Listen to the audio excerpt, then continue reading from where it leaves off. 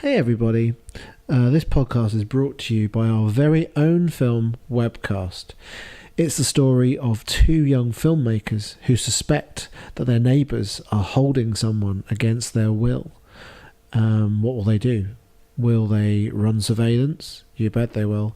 Will they broadcast it live on the internet? They probably shouldn't, but you know it's going to happen. And what happens if the people you're watching are watching you too? It's a new British horror film.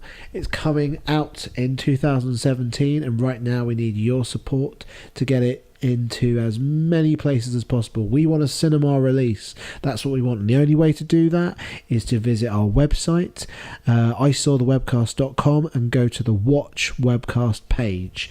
On there you can hashtag us, I want to see Webcast. Failing that, go over to our Facebook page, facebook.com/ISawTheWebcast, and like the page. The more people who like it, the more people who want to see it, the better chance of getting it into the cinema and have you sitting on the edge of your seats there, eating your popcorn and screaming your heads off. That's it. Okay, back with the podcast. Yeah. Oh, here we go. Here we go. And things turn violent. Yeah. Josh is not happy. And neither's Heather. Although the way she goes at him here, there's something about it that's almost like it's like angry relief that she's not going to be considered the arsehole anymore. Yeah. Now she's sort of back in control for a bit. Yeah, you fucking asshole. This is a real. It's a bit of a tussle. It's a real tussle. It's not much of a fight going on there. Yes. It's just a bit of let's hold each other for a bit and look. But Mike's wearing so much stuff that he just can't be pushed over. Yeah, he's just like solid. A weeble. Jesus. But I think what you were saying about the completely irrational behaviour, that it was referenced in the new one, where they have the thing that like Rustin Parr was taken control by the witch, and the weird guy was taking control as well to start killing the others and stuff like that. Yes. And you'd have to think that the same thing happens to Josh when he just disappears. Yeah. And Heather when she bites Mike, like they have a fight and she bites him. That's really yeah. That's odd behaviour. She might just feel the physical threat and the fact that he's bigger than her. I don't know. I did read a really interesting part of that interview with Heather, where when she took the role on, all of her family was saying, "Don't do it. It sounds like a snuff movie. You're just going out. You're going out into the woods with like 5 guys, the 2 filmmakers and the rest of the crew." Yeah. And she said that she took like a fucking huge knife with her, like a big machete in her rucksack, because she just she thought it'd be fine, but she wanted some backup. So, that's interesting. She took a giant knife in a backpack, just in case, because you never know. Yeah. Oh, and this is where they walk into the voodoo dolls. Oh yeah. The iconic stickmen. Yeah. So this is a really eventful day. From the moment they wake up in the morning and see the headstones, they've lost the map. They're kind of, they've fought with each other. Now the stickmen.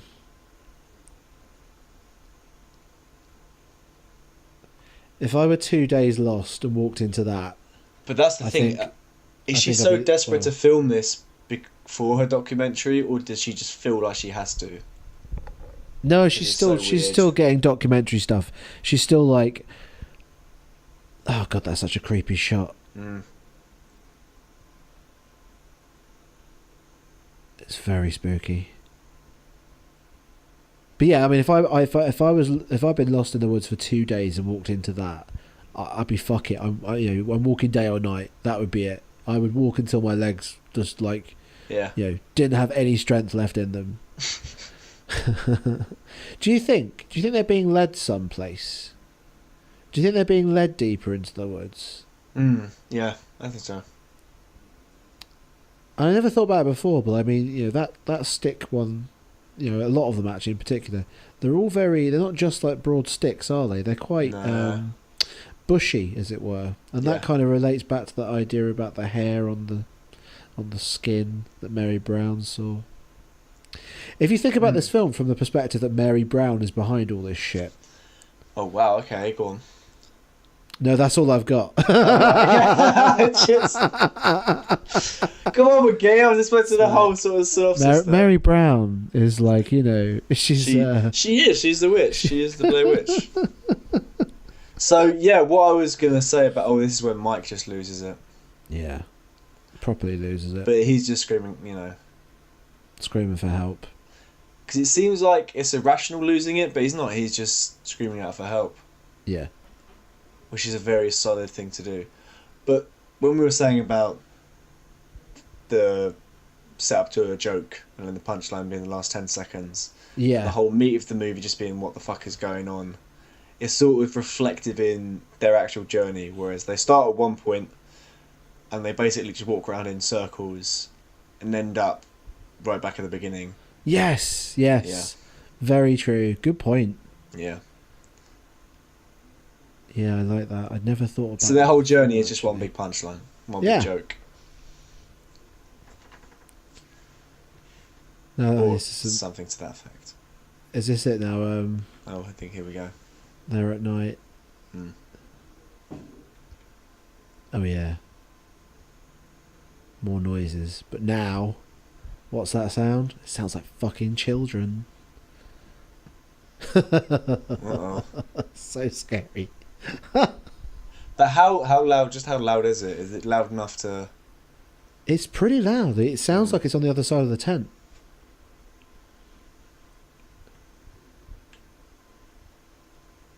Oh, the fact that they've got like the pure kind of like thought process to pick up the camera. I'm going to take the video camera. I'm going to record this shit. Well, I suppose. I mean, but you might. What would you think? I mean, would you think it's something paranormal? Like, why would there be children out in the middle of the night? Here it is. Look at that. Oh yeah, smashing at the tent. Oh man. Oh, here we go. So you were saying. I was saying I've watched it. Yeah, I've watched this so many times. I've even tried to pause it and you can't see anything. But it's the point where Heather goes, "Oh my god, what the fuck is that? What the fuck is that?" And it's like, I really want to know what it is. What is that she's looking at? What is that? I think I always think maybe it's like a giant stickman effigy, but because there's just, I don't know, you see like one branch that might have been something like that. That's the only thing I can really think of. But again, it's all in the imagination, and that's the beauty of the Blair Witch, or the Blair Witch Project, I should say, is this idea that everything is just out of reach visually, with the sound. Everything is a strain. You have to strain your ears to hear stuff. I mean, you lean forward in your seat, peering into the blackness of a shot like this, thinking, what am I meant to see? What am I hearing? So there's all that going on. There's like, the filmmakers were always, hiding somewhere in the woods. Everything is kind of behind the veil of the trees. Everything's hidden by the trees. But you were saying they took how many takes to get that shot right, because the film kept falling on the camera? They did that shot like 18 times, I think they said, because it's such. They're running with a camera that takes proper film, and the camera just was it's been bumped about so much that they had to shoot it a lot. But that must have happened at like 5 a.m, because now the sun is coming up. Yeah. Oh, but there is a point there as well where they're just crouching and they're hiding. It's like, can I hear a baby? That in itself is like things that would creep the fuck out of you in the woods at night. Doesn't get more scary than the sound of a baby at 4 a.m. Oh my god. And then babies are inherently creepy in the right. A baby crying in a place where you wouldn't expect to find it, like at 4 o'clock in the morning in the woods, is pretty fucking scary. And this is where Josh has got slime all over his stuff. Yeah. Ectoplasm. I read in an article that it's KY jelly, and like I used to be like, oh my god, what is this? Like, it's KY jelly. Yeah. It's really taken the mystery of that out for me. I feel like the more you watch this, the more you read about it, there's just no mystery left. It's not true. It's not true. If there's any change in this, it might be because I watched it 2 days ago. But like, without that of happening, I mean, they're being terrorized, and it's so real. Jelly, yeah. By KY jelly. Yeah. Well, here we go. Is this another argument? Yeah. If you bite me one more time, I will throw you in the fucking woods.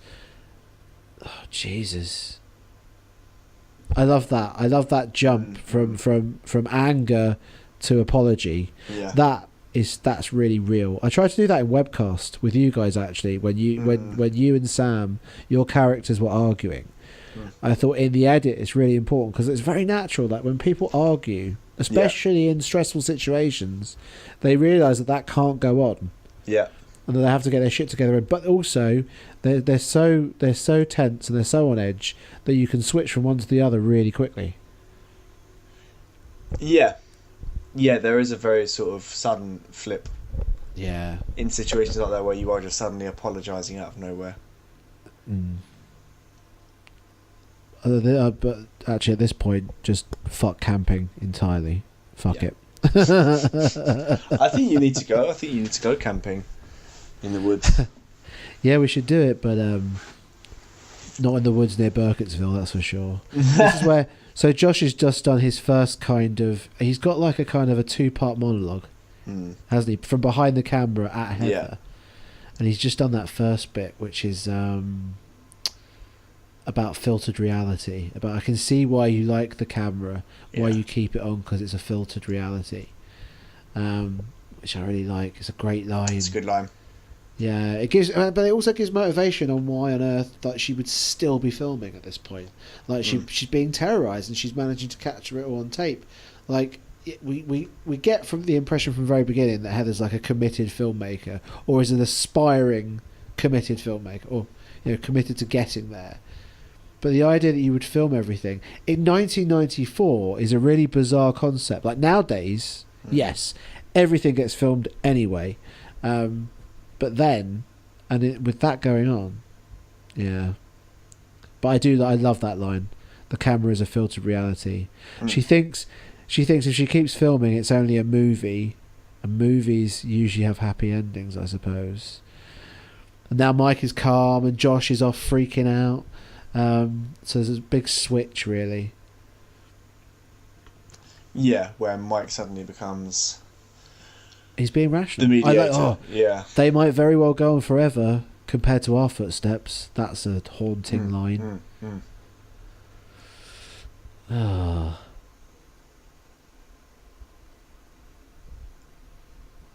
There's another line here. It's a really kind of literal thing to say. We've destroyed most of our natural resources. We must get out somewhere.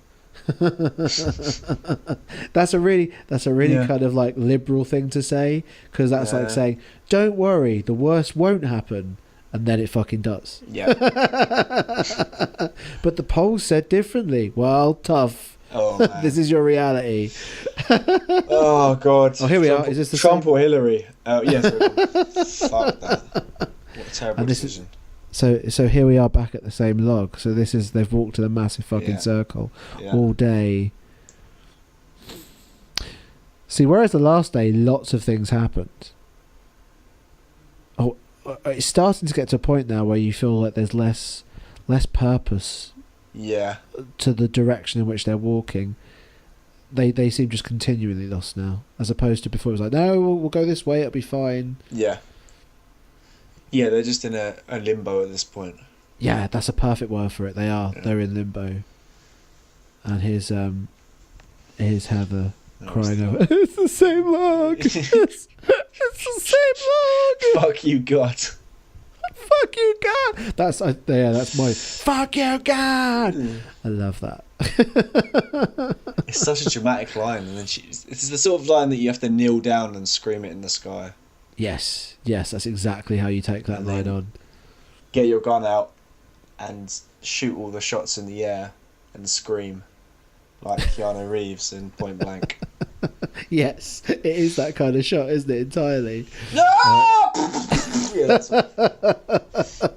it really sums everything up at this point, though. Fuck you, Yeah. God.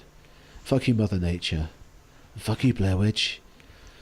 So they're camping. Well, it's getting dark now, so they're going to end up camping in exactly the same place. Yeah.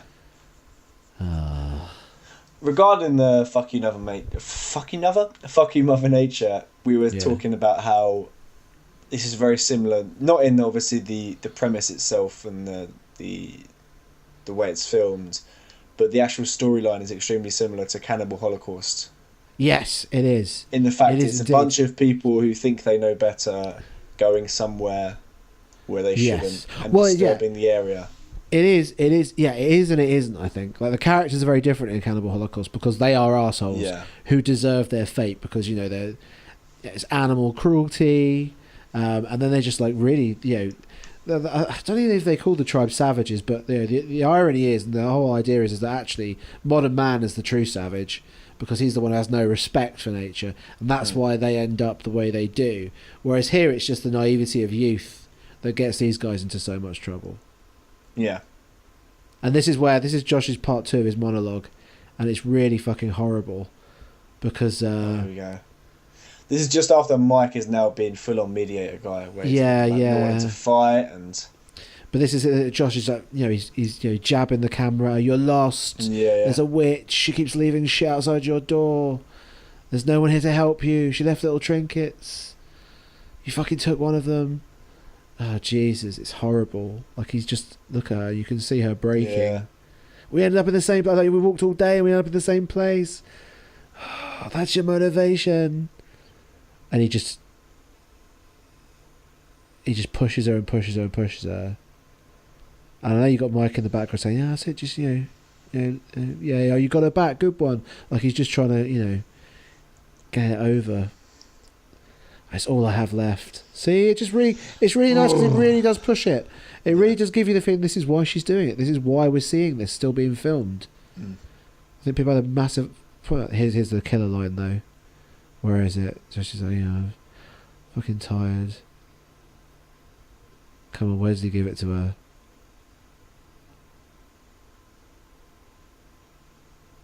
Here it comes. Ooh. You're going to write us a happy ending, Heather? Oh. That's such a good line. That's it. And her response to it is brilliant. It's just brilliant. Like, damn it, these people should have been in more things after this film. Yeah, I'm surprised that they never. I mean, I know you said they was in an episode of. It's always sunny in Philadelphia. Like, if you check out their IMDb, like, they were in other things. They have like one episode parts in stuff. Yeah. But I know Heather was saying like she felt like the most famous person in the world, but at the same time everyone thought she was dead. And her mother got like sympathy cards and everything because they use their real names. So, made it hard for them to get other jobs. But I think it's some great acting. Yeah. And like it's so powerful and so real. I know there is a skill to taking scripted dialogue and turn it into a performance. That's a different kind of acting. But the naturalism that comes with this film, that kind of acting, they really nail it.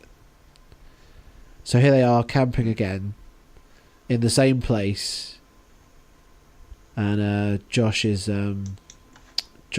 talking about what he'd like to eat. what is the line? I want my mum's mashed potato on a piece of ass. And that's it. Next scene, cut to Josh is fucking gone. So I think the best theory is that Josh went out to get that piece of ass.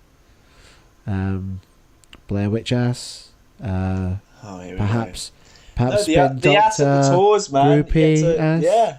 He was like, fuck this shit, I've spent too long in these woods, I'm going back on tour, I'm going to play some gigs and get my ass. Do you think Spin Doctors had many groupies? I can't imagine what the profile of a Spin Doctors groupie would be. They must have, like, for a good month or so, you know. They're one of those bands, though, that one of those mid-90s bands that's not really cool enough. But, like, they're like New York coffee shop cool, which isn't really cool. Yeah. Like Hootie and the Blowfish cool. So not really That's cool a very at all. good... Yep. Well, I'm thinking because of Friends and the fact that, oh my god, I've seen Hootie and the Blowfish. It's like such an easygoing thing. Anyway, getting back to Blair Witch. Let's talk about Friends. Let's talk about Blair Witch. So Josh is gone.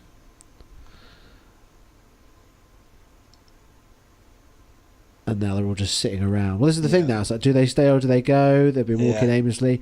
Where are we up to? This is like day 5? I can't say no. Oh, you've watched this more times than me. I think you need to... Yeah, it's 5 or 6. Here's the other thing. He left all of his shit, right? Not that he's going to take it, but now there's 2 of them carrying 3 people's stuff. Yeah. Like, they might have left his personal stuff, but like they've got a camera to carry now as well. I like this logic, you know. Who is the Wicked Witch of the East or the West? And that's why they're going east, because the Wicked Witch of the West was the bad one. Good logic at this point, I think. Oh, here it is, look. What the hell's that? What's what? What did they hear? Josh?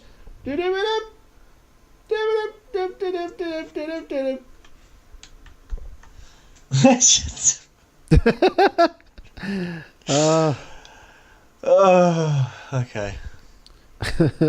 just that is it. That's official. He really did leave to go on his tour.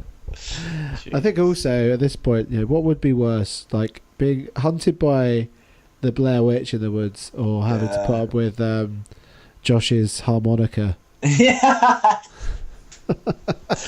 Jesus fucking Christ. You know, I really don't hope that.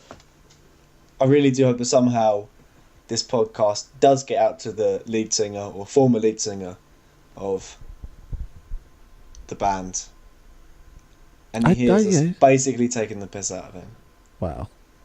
Not taking the piss, but sorry, dude. We've gone quite in depth.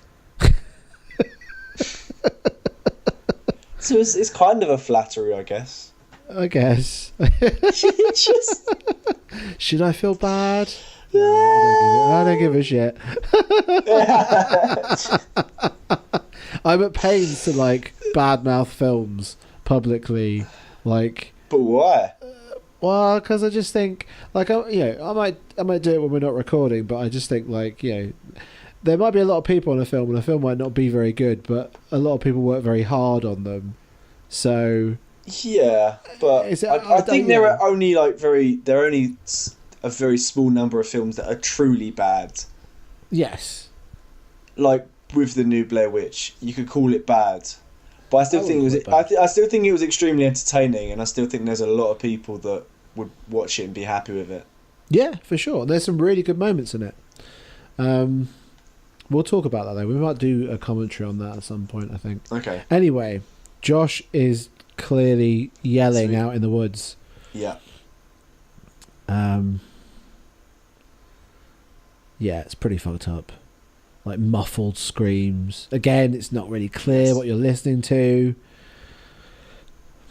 Sound is everything here. Yeah, it's a very sound-heavy film. Yeah.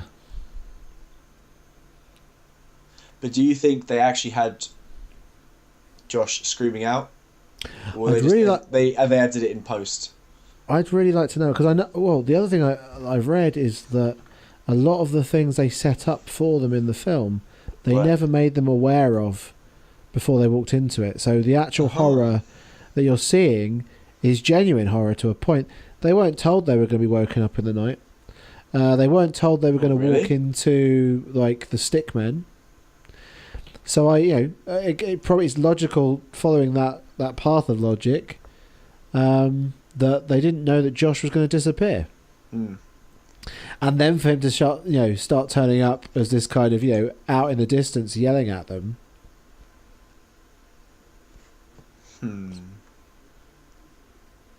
So there's an element to this which it really is genuine fear, or as close as you can get. Like the scene from Alien where they didn't tell camera.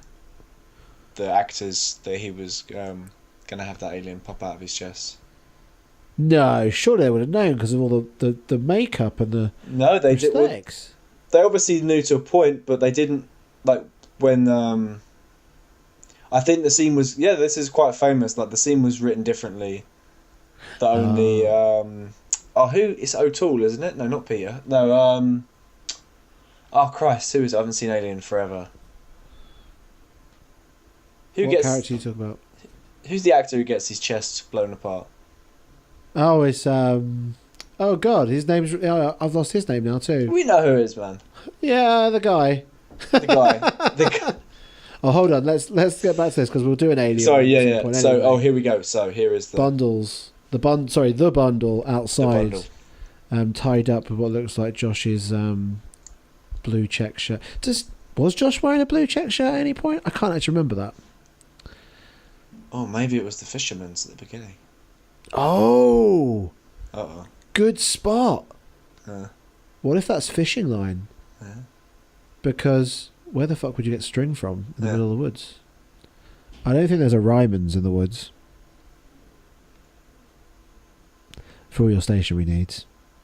Mike's lost it now with his rocking. Like that's never a good sign.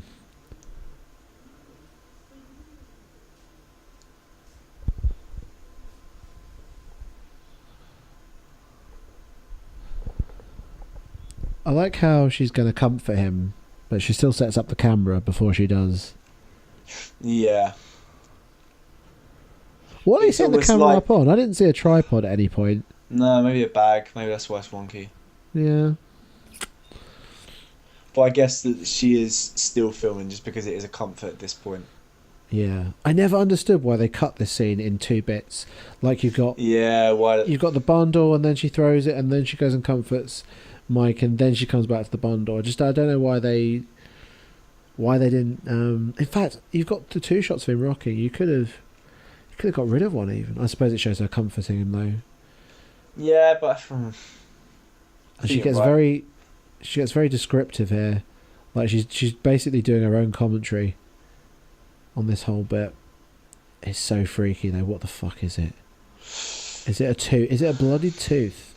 Is it looks a tongue? like a tooth. That white bit, yeah. Or is that like just the corner of something white? It could be his eye.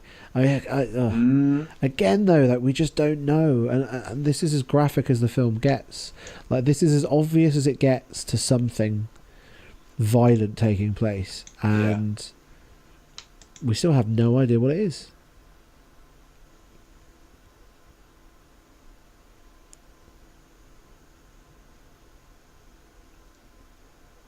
And even that shot is just not... It's not... Oh, God, hang on. Uh-oh. See, I almost made out more of a shape there, but it I don't know, it doesn't look like anything... Unless it's like something from inside him. Some organ, some weirdly shaped organ that I don't know. I don't know what a kidney looks like on a person. Well, I think, because it's so unidentifiable. Yes, just adds the point. to it. Yeah. Yeah, but she's doing that whole, it's full of blood. Yeah. I'm throwing it over here. I'm washing my hands now. I'm putting my gloves on my hands. She's really doing that. Well, she's kind of lost it at this point, hasn't she? Really? Yeah, she's completely gone.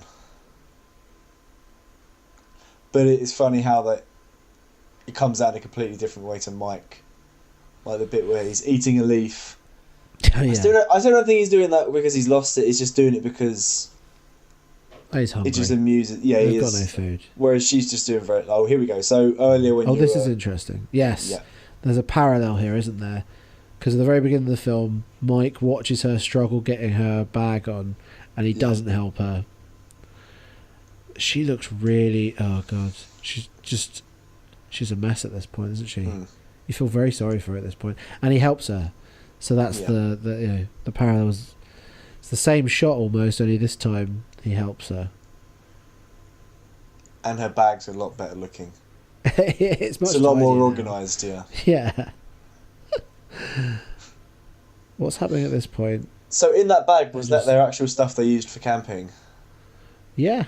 Like it's technically it's the wardrobe. It's the film, maybe the only film in which the actual the wardrobe for the film is in nearly every shot. Yeah. Okay, they're both just looking absolutely gone now. Yeah. Yeah, he's just completely... Where did they keep all the spare batteries and film, though? I'm guessing they must have left that to the filmmakers. Yeah, maybe they were given spare batteries every morning and all that kind of business. And do you think at this point Josh is still with them, or he just sort of said, okay, I'm going to go now? No, I think he's with the filmmakers. I think Yeah. they were out... apparently they shot all this like in a park. Yeah. Do you think they're back at the same river at that point as well? Yeah. It's not mentioned. Could be though. It's a nice shot. Sun through the trees. Sun going down. And here we go. Oh yeah. The famous confession. Well, kind of like a dying person's confession, I mean. Not like it was me, I was the Blair Witch the whole time.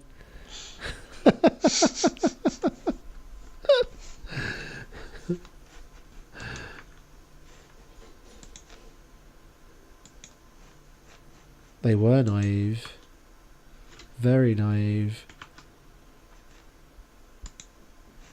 So do we think that they knew this was going to be the trailer when they shot this bit? No.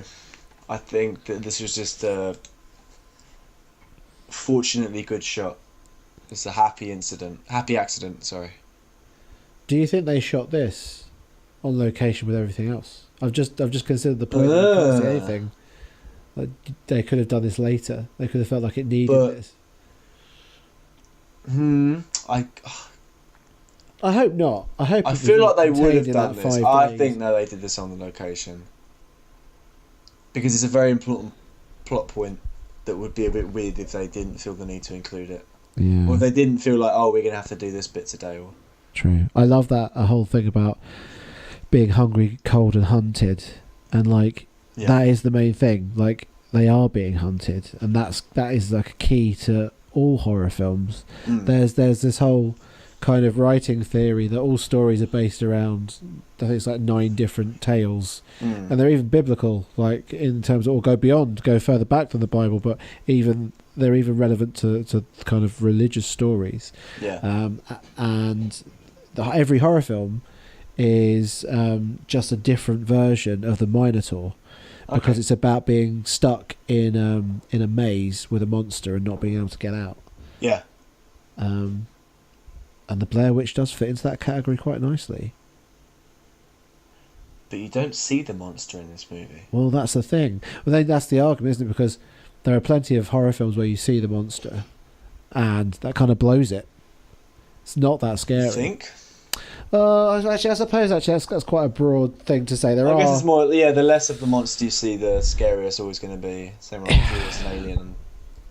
It depends on the film, I guess. Yeah, like with Jaws and Alien, you see more of it towards the end, which makes sense. Some are different from others. So John Carpenter always talks about Halloween and Michael Myers being a force of nature. Yeah, he's less a monster. Yeah, you're right. So he's not really a character as much as a force of nature. Yeah, but isn't that like the what's that character archetype? Is that the unstoppable force type of thing? Like, like the Jason Voorhees, the Freddy Krueger type of thing. Yes. And Freddy Krueger's another really interesting one, actually, because he's a monster with real personality. But again, that is, you're being hunted. The switch there is it's in your dreams. Anyway, getting back to this. Please follow my voice. Like, he's really saying things to them at this point. Yeah. So that maybe wasn't his tooth or his tongue. This is the final. So here we are, the final night. They find the house. Yeah. I I remember the first time I saw this, and the house comes into view. I think my first thought was relief, like, oh fuck, thank fuck, I found somewhere. But then you're like, no. You honestly thought that? Like, it's the middle of the night, they find a creepy boarded up house. Oh yeah, thank God for that. Maybe I just think you could get yourself into a corner, and then at least you can see everything coming at you. I don't know. That's my survival guide. It's really bad. Back yourself into a corner. At least it has to come at you then. But just looking at that and how they remade it in the sequel, it's very close. Trying to be as faithful as possible, but obviously this one was just an abandoned house, wasn't it, in the middle of nowhere? Yeah, and I've got a feeling this. I seem to think I recall reading that this house has been knocked down since. So sure. Whatever we see in the new one is probably. It'll be on set, right? The whole thing was on set, wasn't it? Yeah. Location. I would definitely think so. Yeah, it's in the studio somewhere. The studio, sorry, that's the word, studio. Oh, my brain, yeah. Fuck you, brain. Yeah. So we were saying how, at this point, Mike is the hero, because he's the one in control. Yeah, it's weird though. Every time I watch it, I see something different. Like I was thinking that when we watched it the other day, but watching the whole bits we've just seen, where they're both kind of lying around, they're rocking about. Well, yeah, I mean that would happen to anyone anyway. But he's the one leading the way here, I suppose. You are right. He's the one who is. I don't suppose he's more keen to find Joss. I'm sure they both are, but he's definitely the one. But he's the only one that has it together. She's just a mess of a person. She doesn't even want to go in the house, does she? Yeah. She only goes in because he goes in, and obviously she's not going to stand out on her own. Yeah.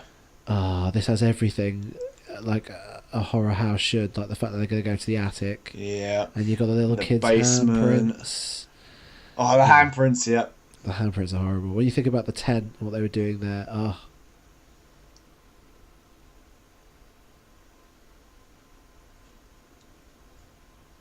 it's just... So, who do you think put the handprints there? Well, you'd say this is old man Parr's house. Oh, no, technically speaking. Do you think it was the filmmakers or they did it? Yes. Yeah, I think they've set things up. I hear him, he's downstairs. Yeah. There we go. Oh, jeez, it's so creepy. Mm. The fact you can still hear him saying things, but it's inaudible again. Follow the sound guy, he knows where to go. Mm. What's the oh shit for? Yeah, you can't even see what it is. Oh, here we go. Into the basement. Yeah. Oh, the basement. The corner. Oh, Jesus. I love it though. Like, even the impact, even the idea that well, actually no, because you would have thought that he'd fallen down there, but obviously not because of what we're about to see in a minute. But the fact that you don't even hear, doesn't even sound like a blow to the head or anything. No. It doesn't sound like anything. It's like a... It's a drop, yeah. And then it's the drop of the camera. And here we go. Oh, I remember. The fact that she's wailing out at this point, Meg! Ah! And it's so tense. Oh, it's a horrible shot. There's the punchline, peeps. Oh! Yeah. That's it. I remember like being in the cinema when that shot happened, and I didn't clock it like in the first second I was watching it, and it took my mate next to me to go, "Oh my god, he's in the corner," and I was like, "Oh my god!" Yeah. But what was the general consensus when? Do you remember walking out of the cinema? It was polarized, totally polarized. I loved it. People were like, "This is completely boring," or "That was shit," or "That was all like." I think terrifying. I think I went with about 7 mates, and I think it was a kind of a half and half. It really was, and I think most people have that kind of impression, or they come out with that opinion of the Blair Witch Project the first time they watch it. It's a 50-50 split. It depends what you expect from a horror film when you go into one. I think maybe the more you appreciate horror, maybe the more you like it. That might be a bit too broad, because people like different things. So maybe that's a bit bullshit to say that, but like.